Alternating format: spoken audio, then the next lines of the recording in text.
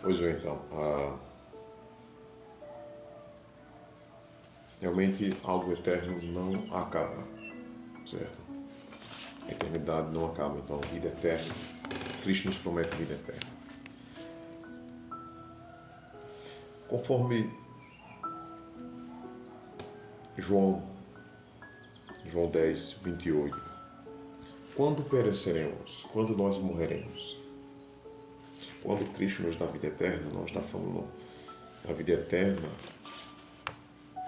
aqui agora da forma que a gente está com esse pecado, mas a vida eterna quando Cristo, quando nós, como posso dizer, é o estado agora que você recebe, mesmo que você morra de um acidente, de doenças, qualquer coisa, você chega a morrer, a morte não irá reinar no seu corpo. O próprio Cristo irá lhe ressuscitar.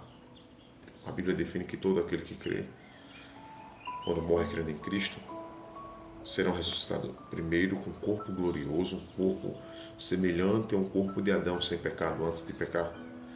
Antes de Adão pecar, um corpo sem essa maldade que nós temos no coração, todos os pensamentos maus, esse impulso para a prática do mal, de pecar, de olhar, de ações, sem pecado, um corpo sem pecado. Eu ia dizer, tenta imaginar, mas não tem como imaginar, porque nós temos o pecado em nós. Mas sabemos que será maravilhoso. Nós temos a vida eterna, sem pecado, para glorificar o Senhor, viver junto com Ele e com outros irmãos de outras nações. Isso é maravilhoso. Então, quando pereceremos? Conforme João, no verso 28. Ali está dizendo, nunca, jamais pereceremos. A possibilidade de alguém nos separar de Cristo, conforme o verso 28, como foi dito no início, não. Não há. Se você crê nas promessas de Cristo, então não há. Alguém poderia nos arrebatar da mão de nosso Pai, conforme o verso 9? Leia o verso 9 e responda essa pergunta. Eu não vejo Satanás sendo maior que Deus para poder abrir a mão de Deus para nos tirar dele. Eu não vejo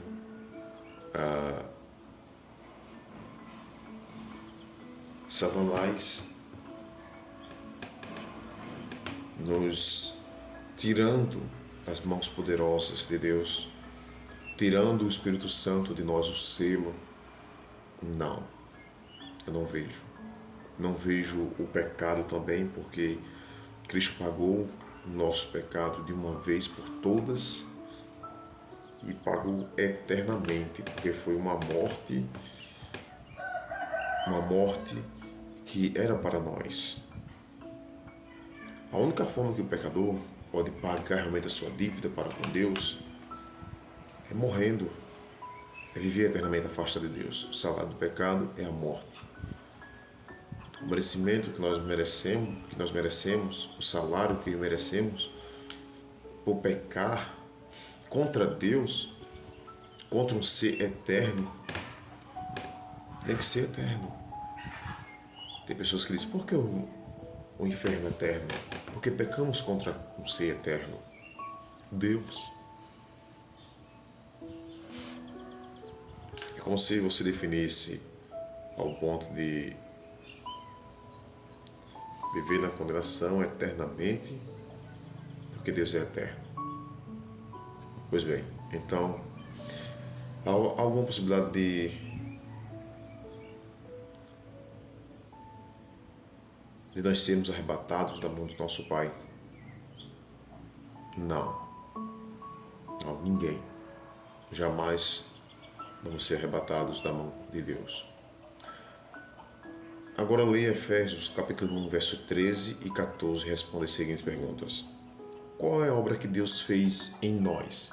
Conforme o verso 13. qual foi a obra que Deus fez em nós.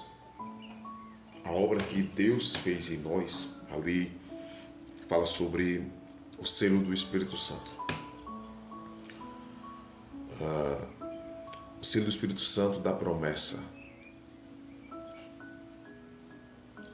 Quando fomos selados, conforme o verso 13, como já falei no início, quando você crê, você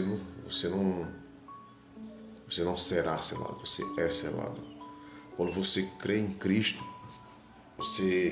Deus não vai ver se você merece, como se Deus tivesse dúvida, porque Deus sabe todas as coisas, Deus é onisciente, Deus é soberano. Assim que você crê, você é selado pelo Espírito Santo. Interessante, houve uma vez uma ilustração sobre a questão do selo, no tempo antigo. Acho que vocês compreendem o que é empenhar. É quando você vai deixar, você está precisando de dinheiro, eu vou aqui numa loja, vou deixar esse celular, vou pegar um valor equivalente a ele. E eu quero muito esse celular ainda de volta. É muito importante para mim. Mas eu preciso do dinheiro agora. E eu não tenho com quem arrumar. Deixo o celular, pego o dinheiro, pago o que eu quero, a minha necessidade, e eu vou começar agora a juntar dinheiro para pegar meu celular de volta. E eu tenho uma data prevista, porque senão esse celular vai ser vendido. Isso é empenhar. Então, a garantia que nós vamos ser levados é o Espírito Santo. Porque o próprio Cristo disse que Ele enviará um Consolador para estar conosco até os confins, até o fim de tudo. E o Espírito Santo, Ele está conosco, com todo aquele que crê em Cristo verdadeiramente. Aquele que tem suas vidas transformadas, aquele que odeiam agora o pecado, aquele que ama a santidade, que ama estar junto com os irmãos, que ama estar pregando, ministrando a palavra, que ama a Deus. Então, Cristo, quando voltar, aquele que tem o Espírito Santo será arrebatado. Aquele que morreu crendo em Cristo, que tem o Espírito Santo, será arrebatado. Aquele que crê em Cristo, que está vivo, quando Cristo voltar, será levado aos céus. Será transformado e levado aos céus. São promessas de Deus. Aí eu pergunto, Deus mente? A resposta é óbvia que não, Deus não mente. Aí eu pergunto, então por que não crê nessas promessas? Porque fica colocando a necessidade de o homem se manter salvo. Uma pessoa falha, pecadora, miserável, como eu. A salvação não depende de mim. Quando fomos selados, assim que cremos, Deus nos deu o Espírito Santo como garantia, como um selo, que somos dele, de que lhe pertencemos até a vinda de Cristo.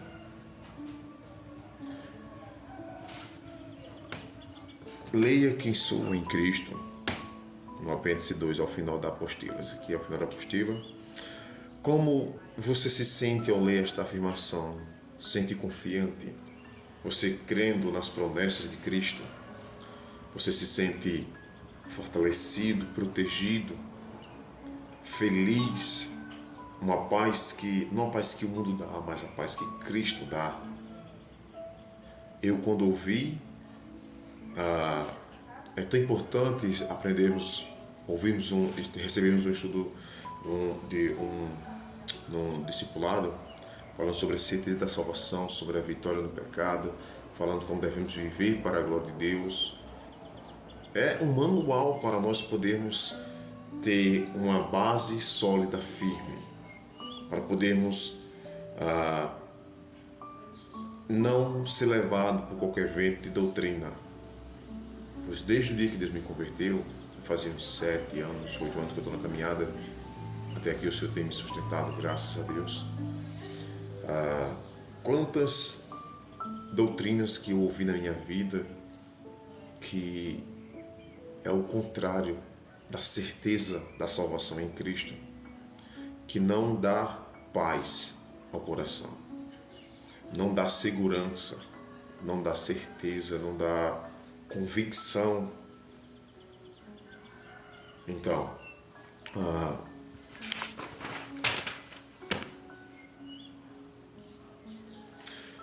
leia 1 João capítulo 5, versos 11 e 12. Você tem vida eterna? Conforme João 5, 11 e 12.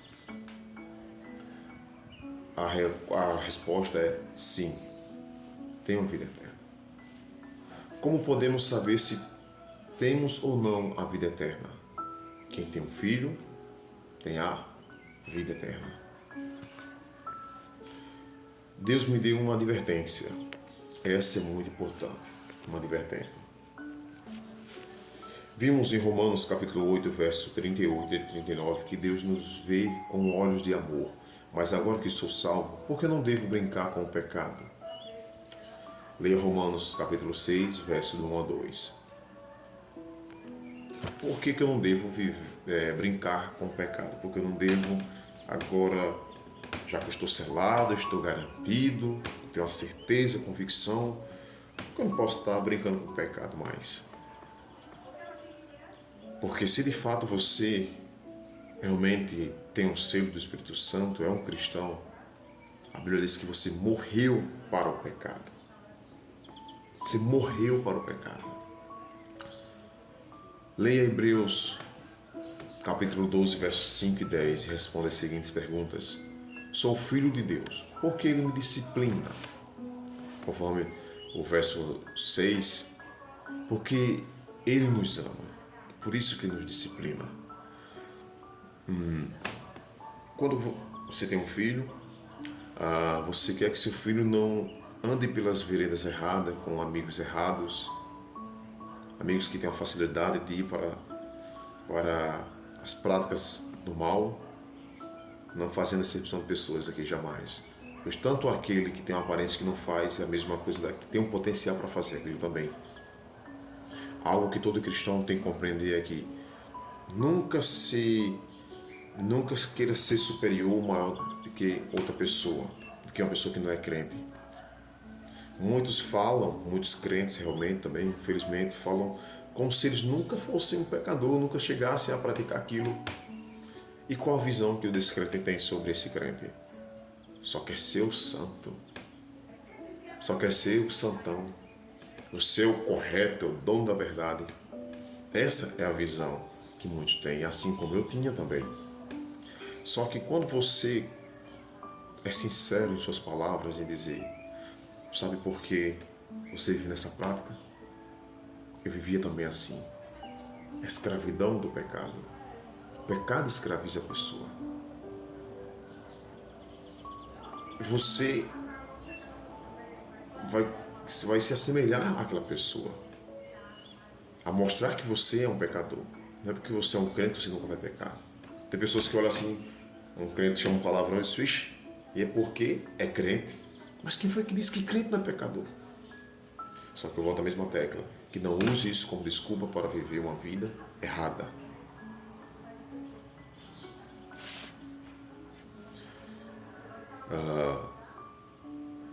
Por que Deus nos disciplina? Porque Ele nos ama. Quando você quer realmente... A Bíblia define que um pai que ama seu filho, ele disciplina. E um pai que não ama, ele não disciplina. Eu não quero que meus filhos... Não quero que aconteça com ele o que já aconteceu comigo. Eu não quero que eles sofram tanto, porque eles vão sofrer nesse mundo. Não estou dizendo que você ensinar plenamente seus filhos ou alguém nunca vai sofrer. Só que possa que eles não passem pela mesma gravidade que você já passou. Mas o amor que você tem pelo seu ente querido, pelo seu filho, é um ponto de você querer corrigi-lo, ensiná-lo.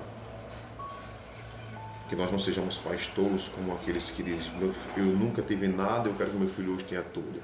Você está ensinando a seu filho a como se...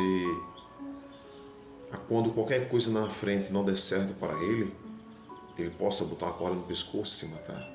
Ele possa, deixe que muitas coisas, com os erros deles também, eles vão aprender, vão se fortalecer a como superar aquilo e passar por cima.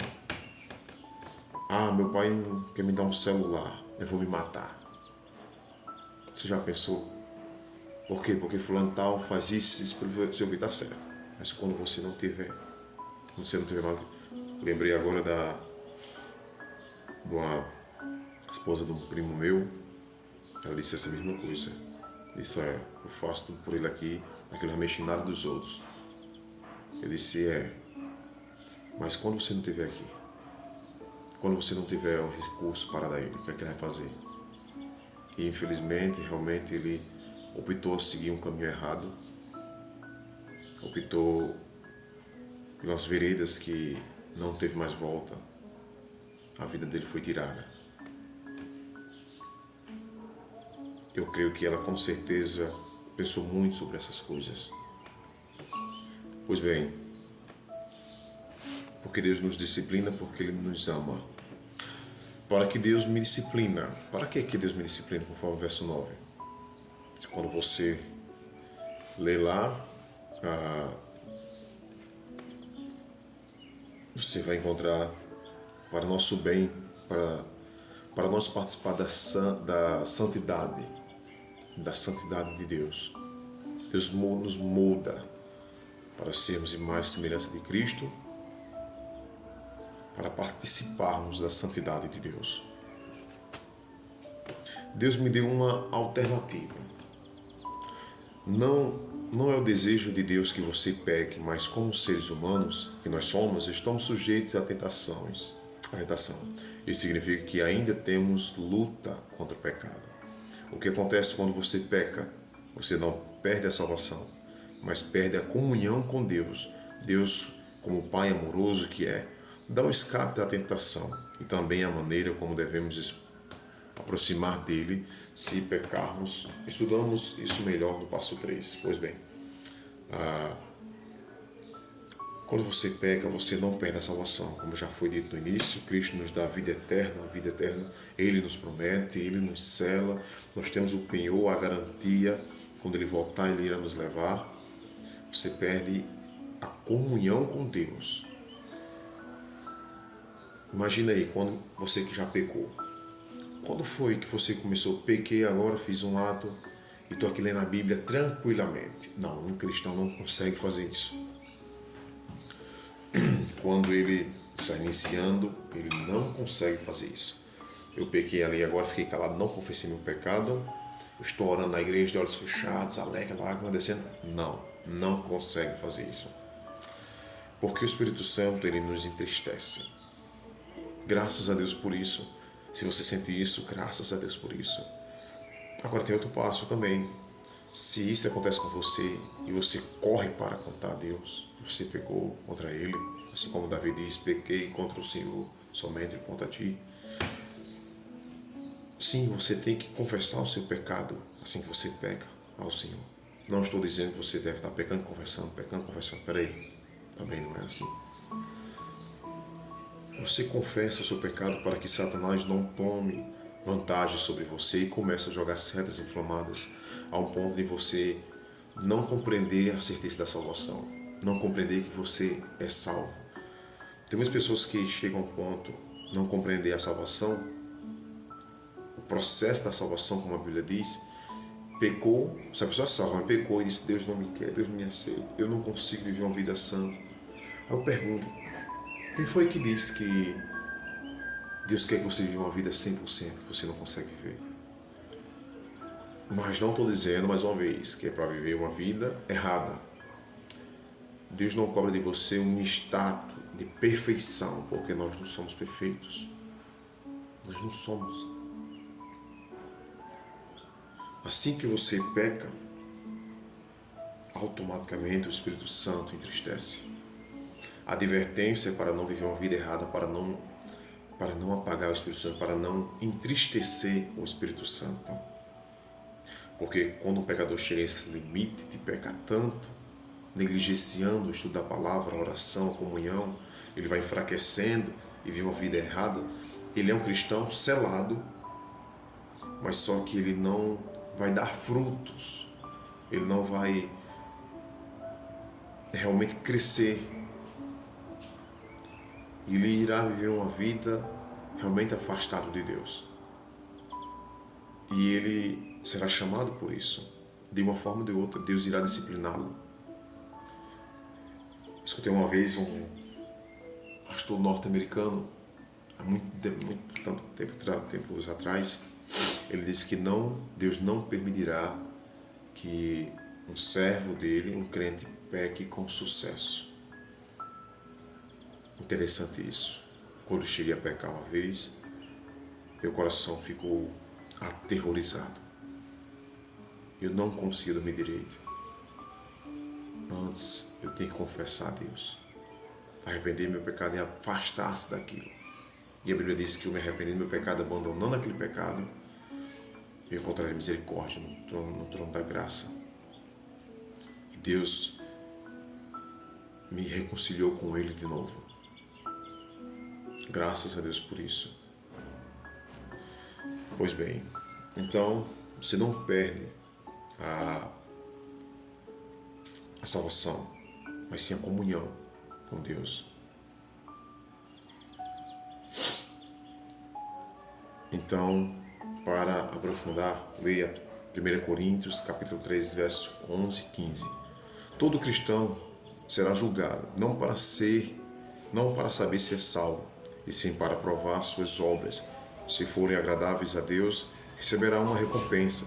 Se não foram, perderá a recompensa especial. Esse prêmio não é a salvação, pois já tem, segundo o verso 15, conforme 1 Coríntios 3, 15. Você terá essas recompensas ou apenas será salvo? A definição é: será que você realmente vai ser só apenas salvo e ter uma vida errada? Ou você realmente, além de ser salvo, você busca viver uma vida que glorifica a Deus, com boas obras, sabendo que as obras que você faz não é meritória de salvação, mas sim de glorificar o nome de Deus, certo? Para crescermos, leia João 8,14 esta semana. Um capítulo por dia. Comece segunda-feira. Memorize João 10, 27 e 28. As minhas ovelhas ouvem a minha voz e eu conheço-as, e elas me seguem. E dou-lhes a vida eterna, e nunca hão de perecer, e ninguém as arrebatará das minhas mãos. As minhas ovelhas ouvem a minha voz, eu as conheço, e elas me seguem, e eu lhes dou a vida eterna, e elas jamais perecerão. Ninguém as poderá arrancar da minha mão. Pois que Deus possa abençoar a sua vida, que você possa crer nas promessas de Jesus.